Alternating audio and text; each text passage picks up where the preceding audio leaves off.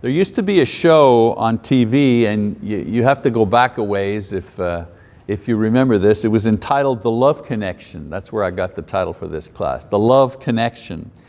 And it was a kind of a version of the dating game, if you remember this show. What they would do is they'd bring a girl on, a single girl, and they'd bring 4 or 5 guys out, and she would question each of them and give them some questions and try to find out about them. And they got her to pick one of them to go out on a date.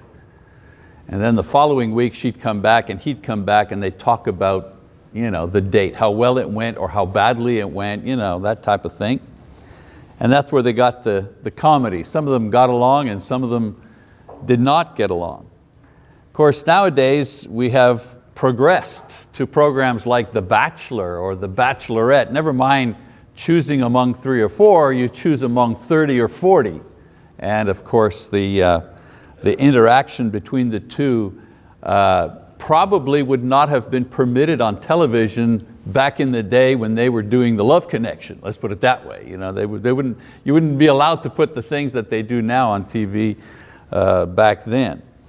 And of course with the internet, that's a whole new game. We've gone further than these kind of quaint TV shows to any number of dating or matchmaking websites that promise, they promise you basically you're going to find the right partner. And these services, they try to match people based on a couple of different areas. I say this, and I don't mean to be cynical, but looks comes first. Looks come first. Why? Because they don't send you a printed version or a printed description of the individual. Has a nice personality, good person. They send you a picture. You want to see the picture before you actually read the bio. So looks is first, activities, things that you like to do, needs, character is in there as well. And usually in these type of things, people find a person who looks and acts like they want, or they have the kind of needs that they feel they can deal with. But these type of matchmaking things, they don't always end up in a loving relationship, because good looks and similar activities and needs and character, these type of things don't equal love, nor are they the same thing as love. A lot of people think, well, if his needs and my needs match, and I like the way they look, and he's got the type of character I can deal with, and so forth, that equals love. And it doesn't. It doesn't equal love, not necessarily. Now, I don't usually quote Ann Landers. Again, a lot of younger people don't know who she is, but she's a columnist, had a column for a long, long time. I don't usually quote her, but she had an article long ago describing the difference between love and infatuation. And I want to read just part of it as an example to show that people are confused many times when it comes to love. In the article entitled Love or Infatuation, and I've printed the entire article on your notes there so you could read it for yourself later on, she says, infatuation is instant desire. It is one set of glands calling to another. Love is friendship that has caught fire. It takes root and it grows one day at a time. Now in this lesson, I want to talk about the foundation of every marriage, and that is love. And we're going to see that love is more than just a set of glands calling to each other. It's more than just looks or activities or needs that are combined. So, the title of this series is In Love for Life. And there's a reason that I chose that title for the series, In Love for Life, because marriage was designed by God to last a lifetime, right? We agree on that as Christians. That's what the Bible teaches. One man, one woman, is designed that way for a lifetime. And my thought is, if God gave us marriage to last a lifetime, then He's also given us the ability to love one another for a lifetime as well. And the key is to find, how do we maintain that love for one another for a lifetime? Because that's the only way we can remain married for a lifetime. This series explores how to keep that love going for an entire lifetime. And it's not an easy thing. It's a challenge. It is a challenge. So I want to begin by talking about romantic myth and how this has developed. Sexual attraction has been around since Adam and Eve, but not the westernized idea of romance that has been popularized by books and movies in our Western culture. Mr. Right comes along and he sweeps you off your feet. Or there's one person in the world, one soulmate, and what you have to do is find that soulmate. And when you find that soulmate, boy, everything, the stars are aligned. But history has a different story about romance. Until the Middle Ages, marriages were mainly organized by families and they were strictly supervised. This was a universal custom. It wasn't just a custom among some people, it was a universal custom. Marriages were arranged. Abraham, for example, arranging Isaac's marriage was not the exception, it was the rule. And for up until several hundred years ago, organized and formalized and arranged marriages were the rule. And then it would have to be the French, right? French songwriters began to produce ballads that introduced the idealistic, romantic, dramatic idea of love. Love at first sight. Your heart beating all of a sudden. And they wrote these ballads and these poems to entertain French nobility, the lords and the ladies of the royal court in France. Now, these songs were radical at the time, just like rock and roll was radical, then punk rock was radical, radical ideas. Well, these songs were like radical ideas, radical introductions into the thinking of that time, into that culture. And it was a departure from the customary way of contracting marriages based on the ability to provide the family background, the agreement of beliefs, and so on and so forth. That was the way things were done. And all of a sudden these songs were talking about love at first sight and escape and so on and so forth. Now, I'm not saying there were not impulse elopements or adultery, but these were the exceptions, not the rule at the time. Arranged marriages were the way that things were done, and you know what? It worked. It worked. And so the heroes of these stories and songs were always brave and beautiful and chivalrous. Now at the time, common people were not thought capable of the same kind of emotions. So love stories were always a monopoly of the aristocracy. Okay?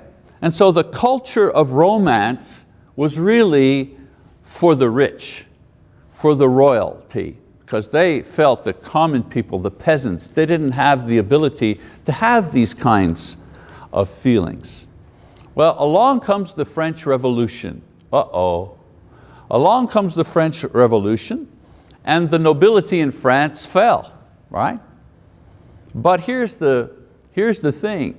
The stories remained, and they were passed on to the masses, and they spread throughout Europe. So they went from the nobility to mass marketing.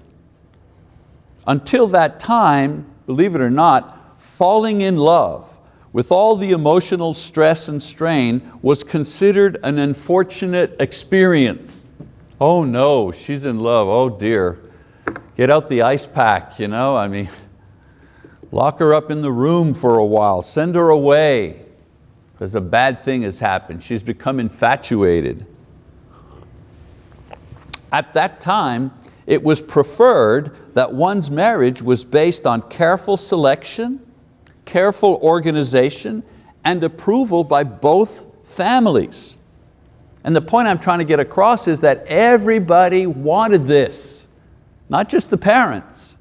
the individuals, the young people as well, that's what they wanted too. They wanted to find somebody, or be introduced to somebody that would be excuse me, acceptable to their parents. And that's what they were looking for. And so the introduction of romance as an art form made it at first an acceptable experience alongside the traditional marriage arrangement procedure, and eventually it became the preferred way to go about getting married. Okay, so a little social history there, in 5 minutes, the history of romance. Well, this happened to the point that now arranged marriages are held as unnatural and rejected by most Western societies. Now, when we were in Montreal working, one of the members in the church, he was from India, and he had an arranged marriage. I remember him telling me he had met his future bride one time when she was like 14 or something like that, and he was maybe 16 or 17 years old when he had gone back to India on a vacation.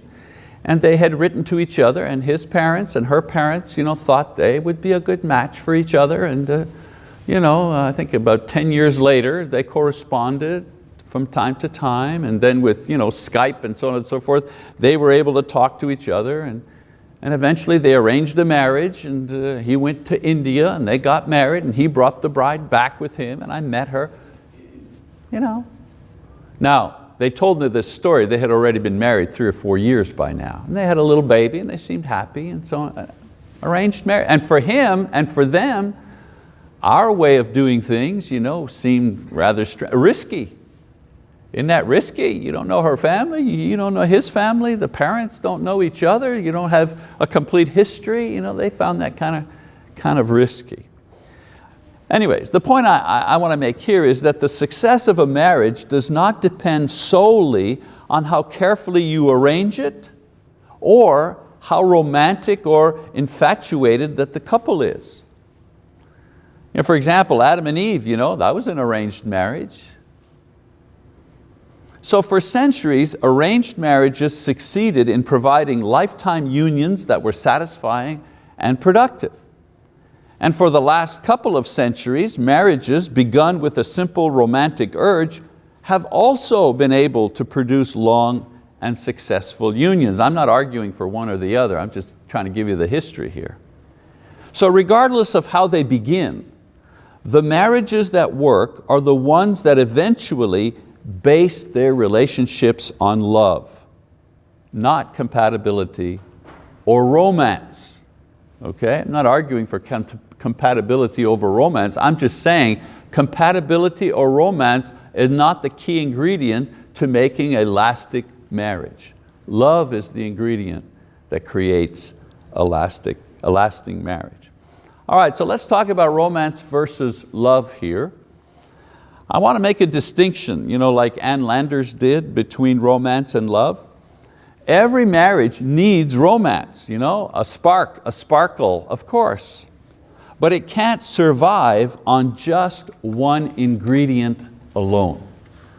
You watch on TV nowadays, or maybe more on YouTube or something, guys, the way they propose to their girlfriend, spectacular. A plane writes, "I love you, will you marry me?" Or they're at the whatever, a big sporting event, and the guy asks the girl to marry him on the Jumbotron, something really romantic. Everybody goes, oh, but that doesn't last 40 years.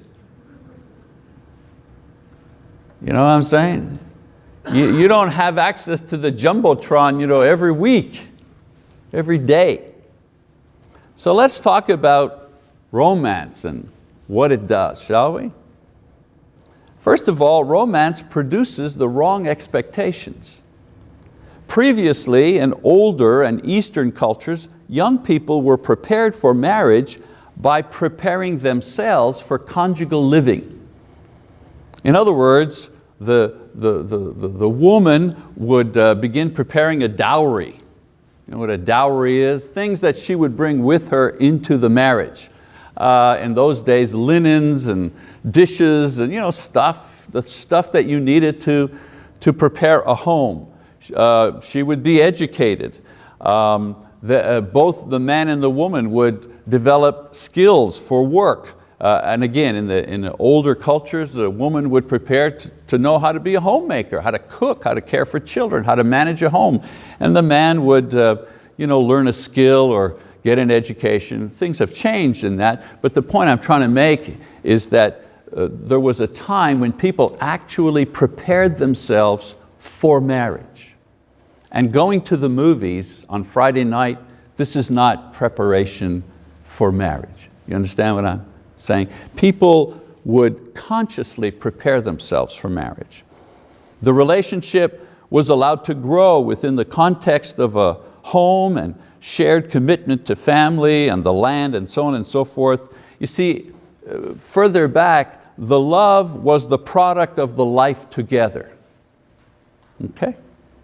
Today, we prepare for marriage by looking for and usually idealizing the perfect mate for ourselves. That's how we get ready for marriage. We try to think is, who's the right person for me and will I find that person? So people focus on their image and then they look for a matching image. That's why we sell, that's why we have the Gap and we have 100 different clothing stores for men and women. It's all about the image. And after they have found Mr. or Ms. Right, they marry and they begin to learn how to live the conjugal life. In other words, nowadays we do it backwards. Before, people would prepare for the conjugal life, okay, and then find the person. Today, we find the person and we learn how to live the conjugal life after we're married, okay? So we fall in love and then we learn how to live together. At a different time in history, we lived together and fell in love. So history shows that one method begins with very little emotional investment and grows with knowledge and practice, and the modern method begins with total emotional investment and high expectations and then must adapt to the lesser reality. And that's a kind of a stark awakening. A lot of people in their marriages, after a while they go, who are you? Who are you? You're not the guy I married. And the reason for that is, well, you didn't know who you were marrying before. That's the problem. Another problem with romance, it emphasizes the wrong things. Romance looks for the spark, the fire, and it'll often reject a potential partner who is spiritually, emotionally, and socially suitable. Romance's courtship is based mostly on the pursuit of physical intimacy, ignoring more important elements of human relationships. Romance searches for a partner that feels good, looks good, but it ignores issues of character and adaptability and comfort, which make long-term relationships possible. I've counseled with people who aren't married yet, but they're having problems in the relationship. They're dating or maybe they're engaged, and the other person's making them miserable. And they're asking me, well, how can I get over this so we can get married? And I'm thinking, you're still thinking about getting married? I think a lot of older people that are in the audience listening to this or listening to this on video, you probably had the experience where you see two people kind of get together and you're saying to yourself, man, that is a train wreck waiting to happen, right? Everybody knows that except who? Except the two individuals on the way to the train wreck. That's what romance does. It blinds you. You don't get to see it. Number 3, romance does not take advice. Romantic couples feel that they don't need the benefit of counseling, mentoring, or teaching because what they feel is real and what they feel is the major determining factor. It always amazes me that a young woman would spend $2,000 on a dress that she'll wear once, but will not consider investing $500 into premarital counseling that might guarantee her happiness. I mean, it happens all the time. If people put as much focus on preparing themselves emotionally and spiritually for marriage as they do for the party, no offense, you know what I'm saying. Some people are in the business of doing weddings, which is fine, because it should be a happy and glorious time, of course. But what I'm saying is, getting ready emotionally and spiritually, that's also very important, and usually we neglect the one and focus on the other. Romance doesn't take advice. And in doing this, they miss out on the important marriage preparation while heading for a disaster. And then romance demands perfection. The intensity of romance is caused by the idealistic way that we view our beloved. We're swept up by this fantastic feeling about this person. What happens to the perfection and the intensity of the feeling when it drops, even a little? Because most people who are in love, the thing that's going through their mind is, oh, please let this thing just stay up there. I don't want to see it go down, not even for a moment. Because if it goes down just for a moment, maybe I'm not really in love. I got to keep that intensity. Romance is not about building something. Romance is about maintaining something. And usually maintaining something that's not even real. So when romance slows down, or it disappoints, or it stops, we look for somebody else to give us that feeling. That's what's going on in Hollywood. People there have the money, to kind of create this artificial romantic thing. Hey, let's take a plane and let's jet off to Paris or something. They got the money to do that. And when things don't go well and they have to actually work at something, hey, I got the money. My lawyer will send you a letter. I'm just going to call the movers, move my stuff out. I'll go live at the hotel for a couple of, Ordinary people don't have that luxury. All right, let's talk about, and hey, I'm not against romance. We'll talk about romance in its positive context here. I'm just showing you that the effect of romance and what it has on the individual while they're going through it. Let's talk about love, shall we? Now there are several emotions, experiences that we all have referred to as love, but the kind of love that is necessary to make a marriage work can be defined as this. It is a commitment to make another's welfare equal to one's own and the self-discipline to back up that commitment. Now that doesn't sound romantic, it doesn't sound romantic, but it is the essence of what creates love and maintains love. Notice the components: a commitment to consider another's welfare equal to one's own. This is the highest form of human love, the highest form. When people marry, they make a promise not just to be each other's spouse or never to leave. They promise first to do what? I've done enough weddings, the first thing, taking the vows. I promise to, the first thing is always love. I promise to love. It's not I promise to pick up my socks and underwear laying around. That's not the promise you make. I promise to love. The commitment is to do this whether a person is well or ill, whether we are in good circumstances or bad circumstances. The promise that I'm making is no matter what happens, I am going to love you.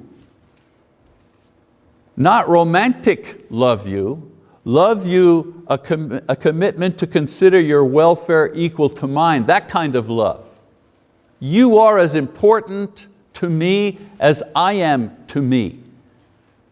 That's the commitment I'm making. Whether you remain beautiful or whether you have an accident and lose one of your arms,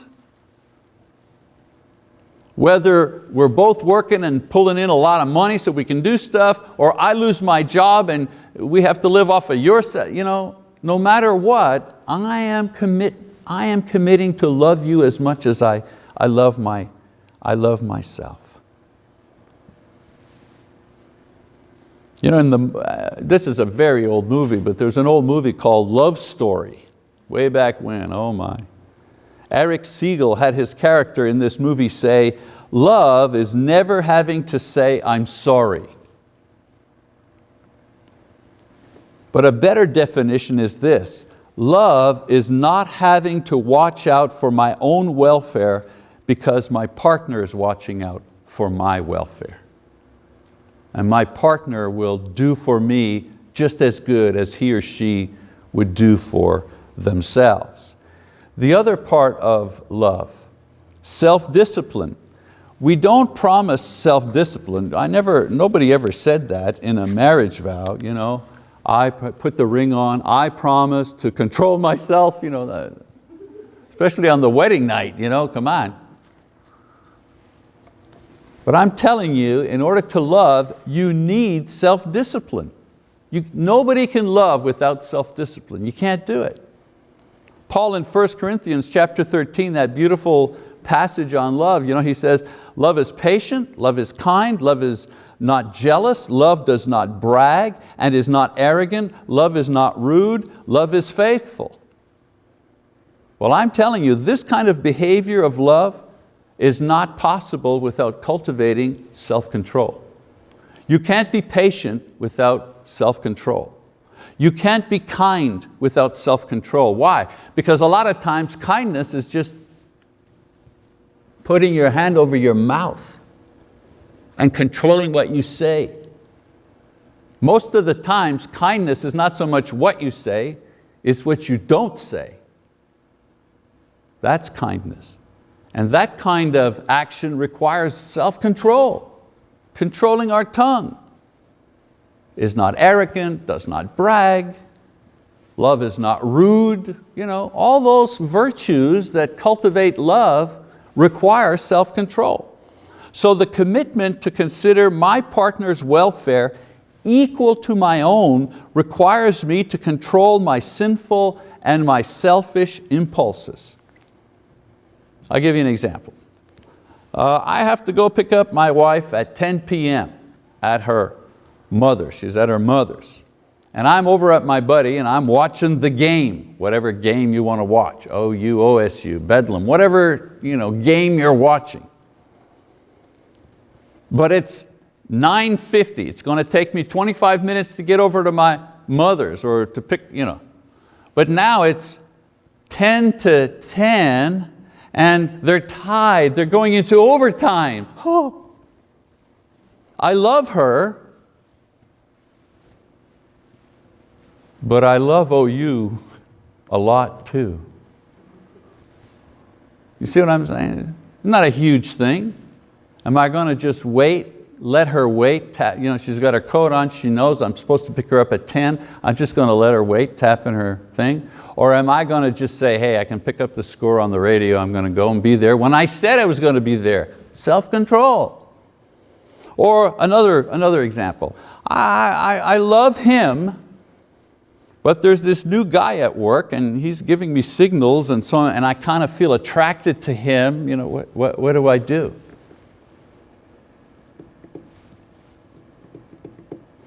Or I'm tired and she's tired and the baby is crying and it's 3 a.m. Psychologists say that some people are unable to love, not because they don't feel attracted to other people, but because they lack the self-control to accomplish what love requires, and that is considering another's welfare equal to our own.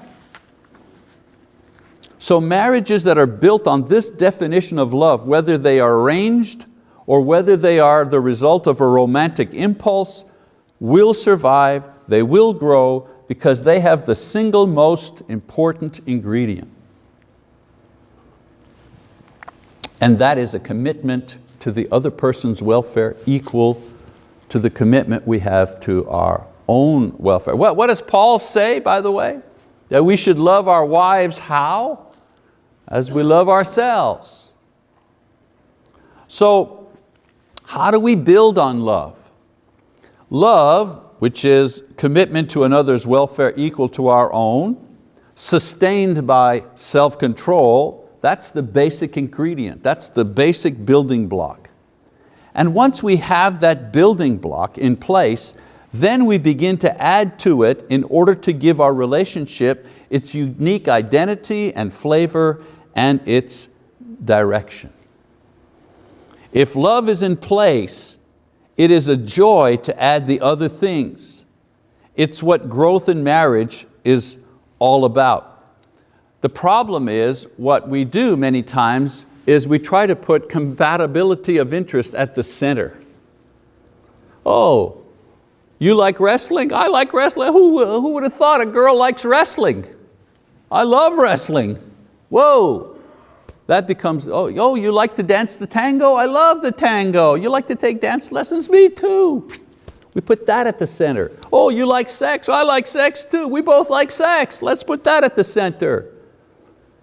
The problem with that kind of scenario is you put those things, comparable interests, if you put that at the center, that will not sustain anything. You can't build anything on top of that. You see what I'm saying?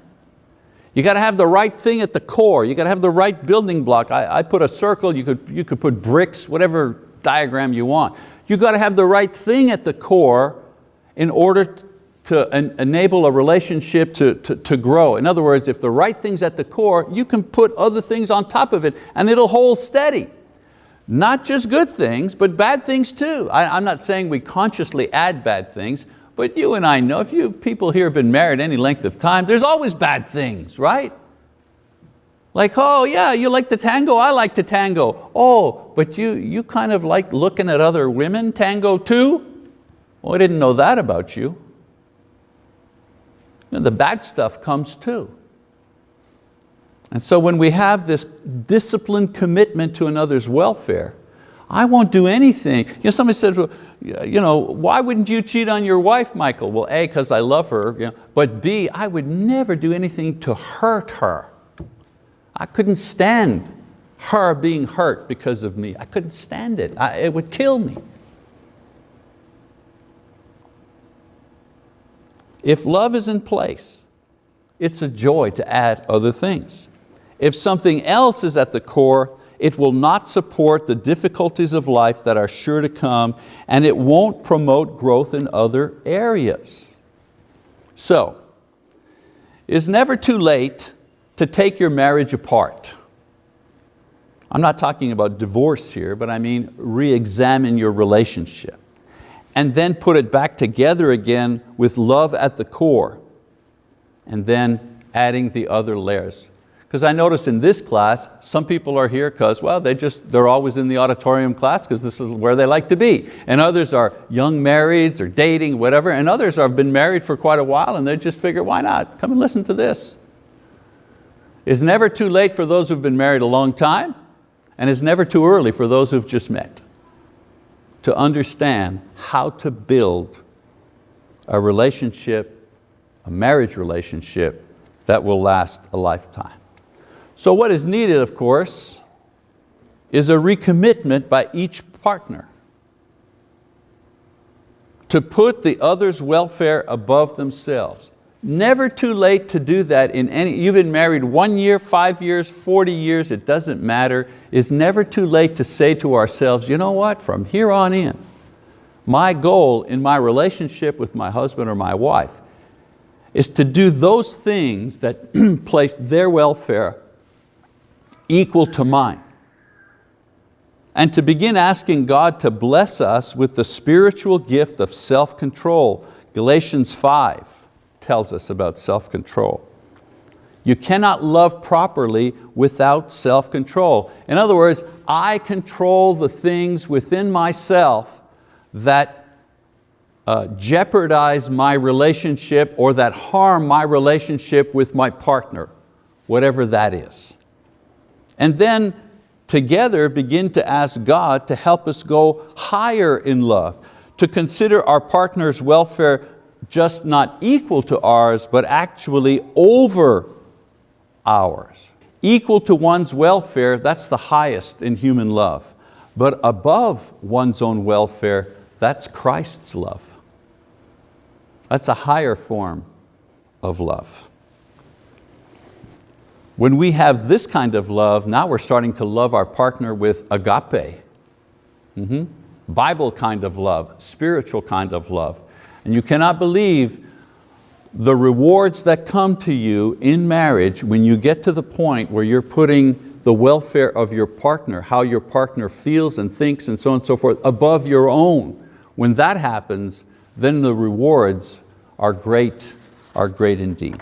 All right, so that's a little bit of an introductory lesson. Let me just show you some of the lessons coming down the pike in this course next week. The currency of love, the way or the method, if you wish, to build in our relationship.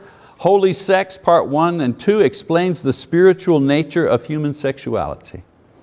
The money trap, one of the top 3 reasons for divorce, money. Some people think, oh, it's adultery. No, it's not. Money. How people handle money and how they think about money, one of the greatest causes of stress in marriages.